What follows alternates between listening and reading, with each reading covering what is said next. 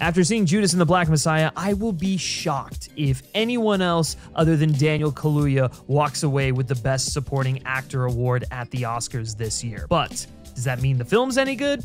We're going to talk about it in our review coming up next. James Bond. Cannonball!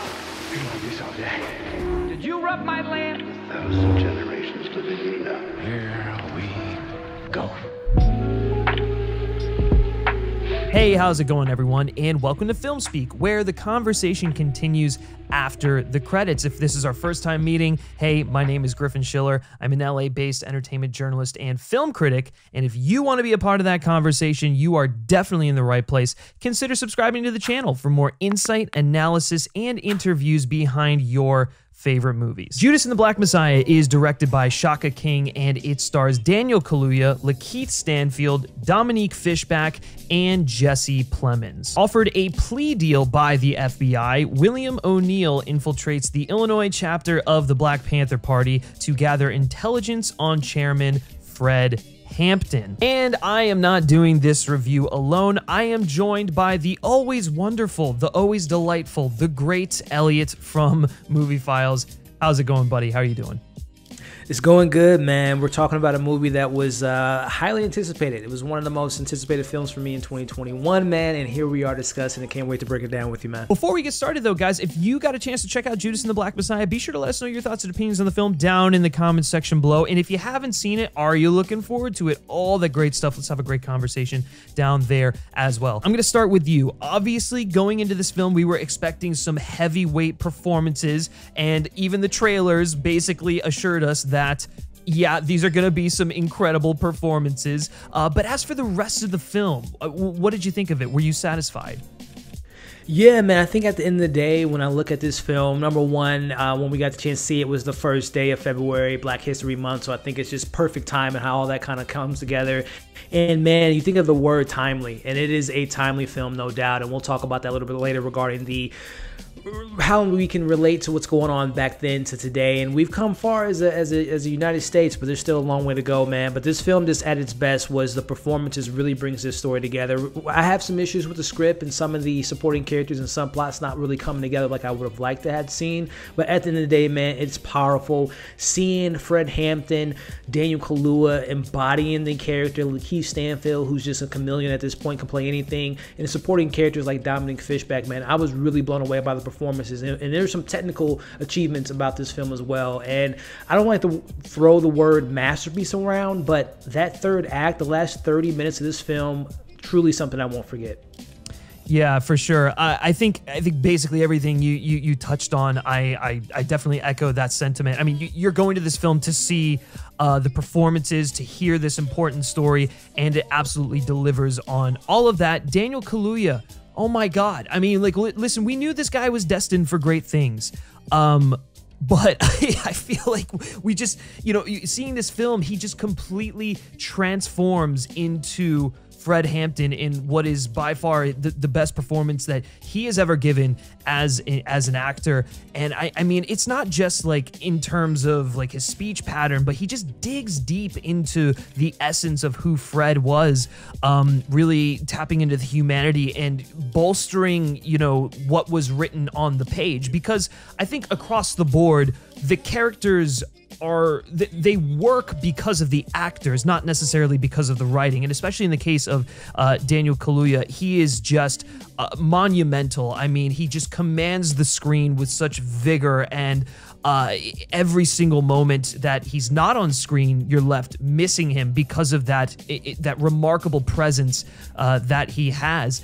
And I mean, you forget that you're watching Daniel Kaluuya a lot at times, and so I think that's just a testament to how incredible of a performance it was, how he was able to dig deep into the essence of Fred Hampton and bring him to life on the big screen in a way that we've never seen before. And I'll go out there and say that in a way that I don't think we'll ever see again. Yeah, man, I'm right there with you, man. Daniel just was able to embody the character, and we get to see like these clips are actually Fred Hampton. If those aren't too familiar with the story, I mean, a 21-year-old black man to have that much kind of presence within his community, and something that, you know, comes to mind in regards to a famous quote in regards to you can either stand for something or fall for anything. We see what it meant for Fred Hampton being a part of the community, being a huge part of the Black Panther movement, and him. Something that I really appreciate about this film was seeing the Black Panthers in a different light. Growing up in school, we only hear the negative things, the bad things, but we get to see Daniel Kaluuya as Fred Hampton, as the Black Panther Party are able to bring hospitals to Chicago, food to children, education, and creating the Rainbow Coalition. Man, I think Daniel Kaluuya not only becomes Fred Hampton, but he just expands upon this real life character, this real life hero, and someone that was his life was taken away way too short at the age of 21 by the FBI because they looked at him and the Black Panthers as a threat. Yeah, and I'm glad you brought up the community service, because I think that was something that I'm glad they touched on, but it was also something that I wanted more of. Ultimately, I think one of the biggest issues with this film, as I sort of mentioned previously, is the script, and I think they kind of paint these characters in broad strokes. They're somewhat thinly written, and especially when it comes to Fred Hampton, I wish that we got more from his humanitarian work and all the good that he did for the city of Chicago. Like you mentioned, we do get glimpses here and there, and I think it's so important for us to see the Black Panther Party in that light, in a way that isn't in line with the government's point of view of these people, because they did so much for their community, and Fred especially was the great unifier. Again, I think it's really difficult to explore that when the protagonist of your film is the traitor, is William O'Neill here, played wonderfully by LaKeith Stanfield, I might add. I mean, he brings so much humanity to a person who it's really difficult to root for, and that's where I sort of go, I don't know if Will O'Neill was the right lens in which to tell this story. I almost feel like had we focused more on Fred Hampton and done a Fred Hampton movie, that we would have been able to see a more well-rounded portrait of this man's life and everything he was able to accomplish. And if they didn't want to do that, then maybe they needed to balance more of Will with Fred and really dig deep into the internal struggle that's going on with both of these men, how they are two sides of the same coin. As you mentioned, Fred lived for the cause. He lived as a servant of the people, whereas Bill was definitely more of a self-preservationist, and ultimately the federal government and the FBI was able to prey upon that mentality ultimately to the demise of the tragic demise of Fred Hampton. And so, like I said, while there are moments here and there where I think we get some of that, I feel like it kind of comes across as half-baked because they don't fully commit to it.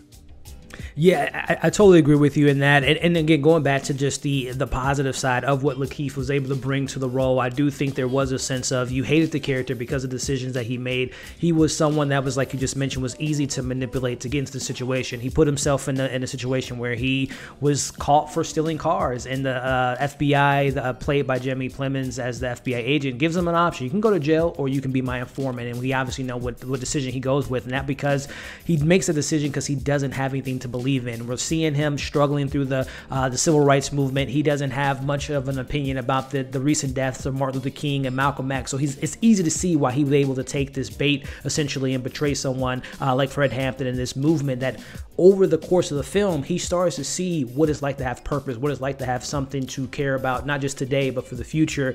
But it's a little bit too late because he already kind of made a deal with the devil. But again, I think LaKeith did the best that he could in the role. It was interesting to get his perspective because don't get it twisted, ladies and gentlemen. This is the story of Bill's perspective of what happened to Fred Hampton. It's not the other way around. So it might be a little bit disappointing in that sense that we didn't really learn and spend that much time with Fred and getting the perspective of Bill. But I do give kudos to LaKeith bringing that side of hating the character, but then also sympathizing with him whenever he shared a scene with the FBI and seeing them take advantage of him. So there's a lot to be said about the character. I think there's more positives and negatives, but those negatives, there was a little bit more flesh fleshing out of the character that I wish we would have gotten.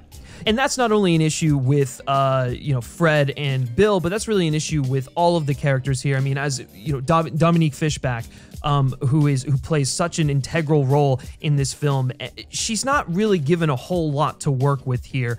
In fact, I would say most of the women in this film, while incredibly important and impactful to the real life story that they're trying to tell here, are really sidelined. And I understand why, but I also think that it's kind of a disservice to what they to their role in this story. And, you know, obviously Dominique Fishback being a major part of that, I feel like, you know, the moments that she got where she could be this offer a more maternal point of view, obviously carrying Fred's child and everything, I thought was beautiful. There's a scene where she relays a poem that she wrote to Fred, which is one of the most emotional moments of the entire film. And then towards the end, there is a just heart-wrenching scene that she's able to act out, that, you know, obviously without giving anything away, but if you know history, you know what happened.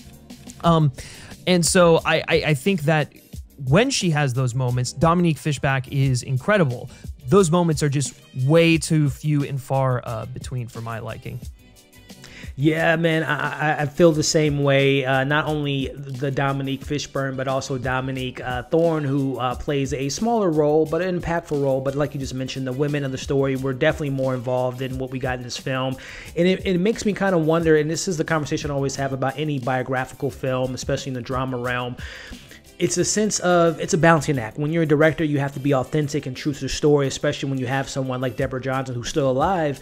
How much is it where it's like, okay, we still have to make a movie, and I don't want this scene in there, I don't want this scene, there might have been this conversation, but we don't know what the full details of the conversation went. So I think sometimes when you have a biographical film that they're not able to really dive into some of the things that we might have wanted seen, and if they add that in for the movie purposes, then you're not being true to the story. So I know it's very tough to kind of do that, but I do wish that we would spend more time with Dominique in regards to seeing her character, Deborah Johnson, how it's like to have the Black Messiah's child inside of you, being a part of the Black Panther, what it's like when he went off to jail for a certain amount of time, the mindset of that character. I wish we would have spent more time with that, with Dominique's character, but unfortunately, you know, we don't get as much. But Dominique does the best that she can with the little bit that she was given. And then going on to some of the more technical aspects, specifically Shaka King's direction, while I don't think he'll necessarily be in any awards conversations, that's not a slight against his direction at all.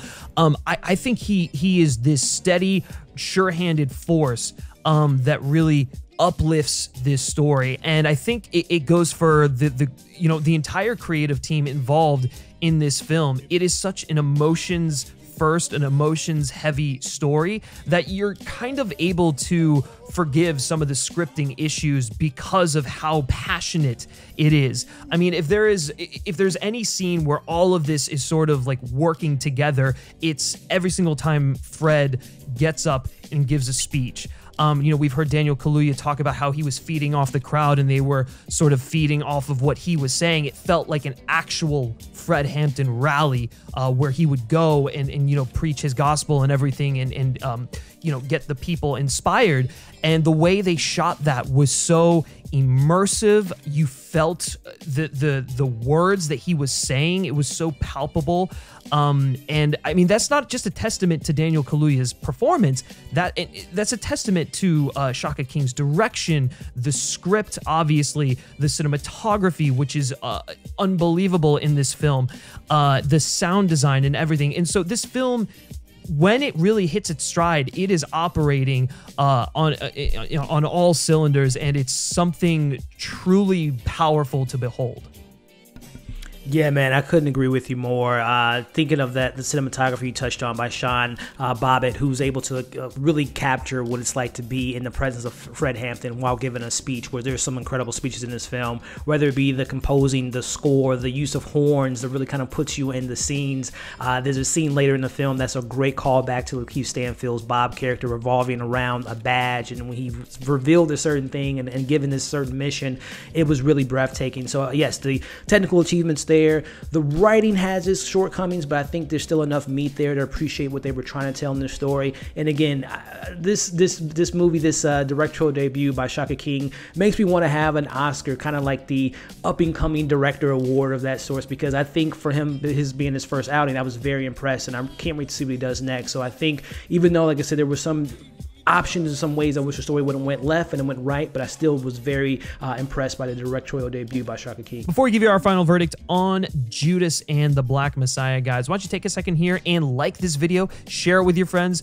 and subscribe to the FilmSpeak channel so you don't miss out on more movie reviews, television coverage, interviews, video essays, all that good stuff. We like to say the conversation continues after the credits, and of course, we'd love to have you be a part of that conversation. So consider subscribing to the channel. Okay, Elliott, closing thoughts, and then what are you going to give this thing out of 10?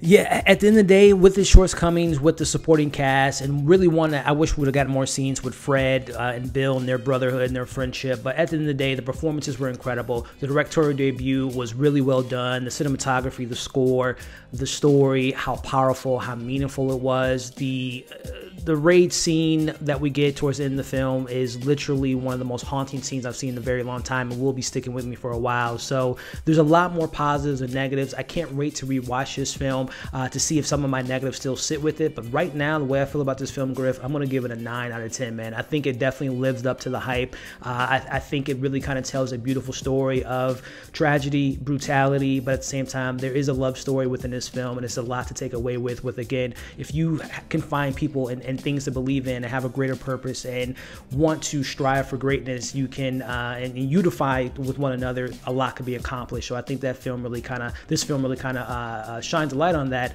with some incredible performances. Yeah, no, for sure. I mean, it is a powerful piece of American cinema, essential, I would say, because we don't really have too many films, if any, really, about Fred Hampton. So it is very necessary that we finally get this story, especially because we're still dealing with the same issues that they were dealing with back then, and that's really the real tragedy of this whole thing. But listen, like I said, it's a very passionate directorial debut from Shaka King. It'll make you mad. It's tragic. You know, it'll make you want to take action, and therefore it is important, not only in that regard, but in terms of just finally getting this story out there and getting Fred's, legacy and just who he was out into the open. And so I think that it's a fierce, gripping, and electrifying story of American freedom fighters, obviously combating a battle, or combating a war, actually, that we are still dealing with today. Yeah, the execution isn't the smoothest, but I think that the emotionality kind of outweighs the downsides of the film, and it ultimately will leave you moved. And so for all of those reasons, and the reasons I've mentioned throughout my review, I'm ultimately going to be giving Judas and the Black Messiah an 8 out of 10. But now we want to hear from you all, and we want to know what your favorite Daniel Kaluuya performance is down in the comment section below. Obviously not including Judas and the Black Messiah, because that would be too easy. It is his best performance. That's just fact. So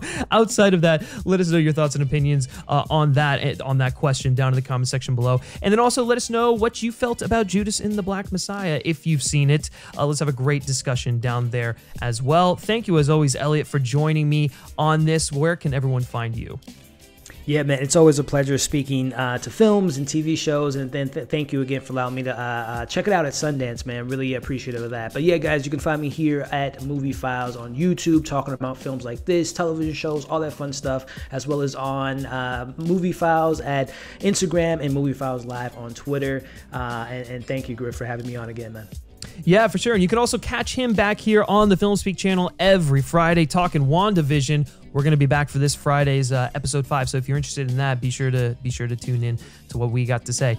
But guys, if you haven't done so already, be sure to like FilmSpeak on Facebook, follow us on Twitter, just search FilmSpeak. And then lastly, if you like me specifically and you like what I have to say, you can give me a follow on Twitter at Griff Schiller. All right, that's going to do it for this review, guys, and I will catch you next time.